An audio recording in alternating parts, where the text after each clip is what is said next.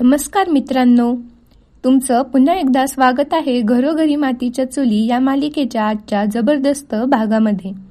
आजच्या भागामध्ये असा प्रसंग घडतो की प्रत्येक प्रेक्षकांच्या डोळ्यात पाणी येणार आहे, कारण आता जानकी आपल्या ओवीला वाचवण्यासाठी कोणत्याही थराला जाण्यास तयार झालेली आहे. मित्रांनो, माया ओवीला मुळशीच्या बाहेर घेऊन जाण्याचा प्लॅन करते, कारण पोलिसांनी मायेला चौफेर घेरलेले असते. त्यामुळे माया आता घाबरलेली असते आणि शेवटचा डाव खेळण्याचा निर्णय घेते. माया ठरवते की ओवीचं तिचं सर्वात मोठं शस्त्र आहे. रणदिवे कुटुंबाला संपवण्यासाठी ती ओवीचा वापर करणार असते. ती जानकीला फोन करून धमकावते, हिम्मत असेल तर तुझ्या ओवीला वाचवायला ये, मी तिला कायमची तुझ्यापासून दूर घेऊन जाणार आहे. हे ऐकून जानकी पूर्णपणे हादरून जाते, पण त्याच वेळी ऐश्वर्या जानकीला धीर देते. ती जानकीला तिचीच जुनी ताकद आठवण करून देते. ऐश्वर्या म्हणते, जानकी बहिणी, तुम्हीच मला सांगितलं होतं की आई आपल्या लेकरासाठी वाघीण बनते. आज तीच वेळ तुमच्यावर आली आहे. हे ऐकून जानकीच्या डोळ्यात पुन्हा आत्मविश्वास निर्माण होतो.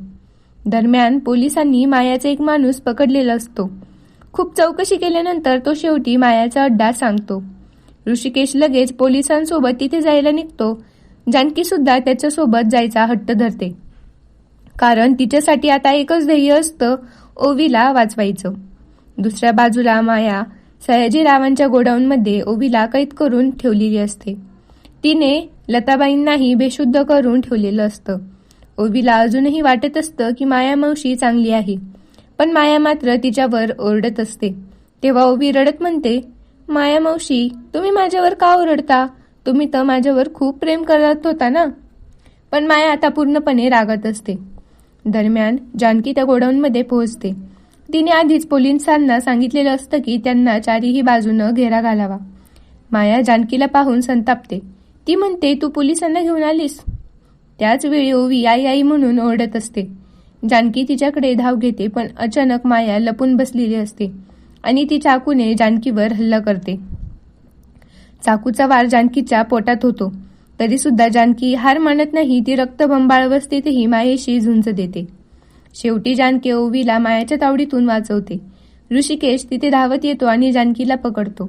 ओवी आईला मिठी मारून रडत असते. मात्र माया पोलिसांच्या ताब्यात जाते, पण जानकी खूप जखमी झालेली असते. त्यामुळे तिला लगेच हॉस्पिटलमध्ये नेलं जातं. हॉस्पिटलमध्ये डॉक्टर सांगतात की जानकीचा खूप ब्लड लॉस झालेला आहे. तेव्हा ऐश्वर्या पुढे येते, कारण ऐश्वर्याचा आणि जानकीचा ब्लड ग्रुप एकच असतो.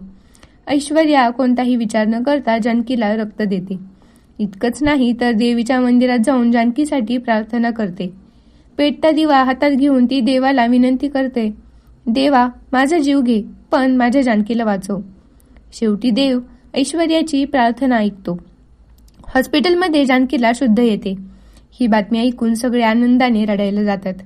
मित्रांनो, असाच आजचा हा रोमांचक भाग आहे, त्यामुळे चॅनलला नक्कीच सबस्क्राईब करा. त्यानंतर पुढे थोड्या वेळाने ऐश्वर्या देखील शुद्धीवर येते. जानकी तिचा हात धरून म्हणते, ऐश्वर्या, तू माझा जीव वाचवलास, मी तुझे उपकार कधीही विसरणार नाही. यानंतर सगळं रणदिवे कुटुंब पुन्हा एकत्र येतं.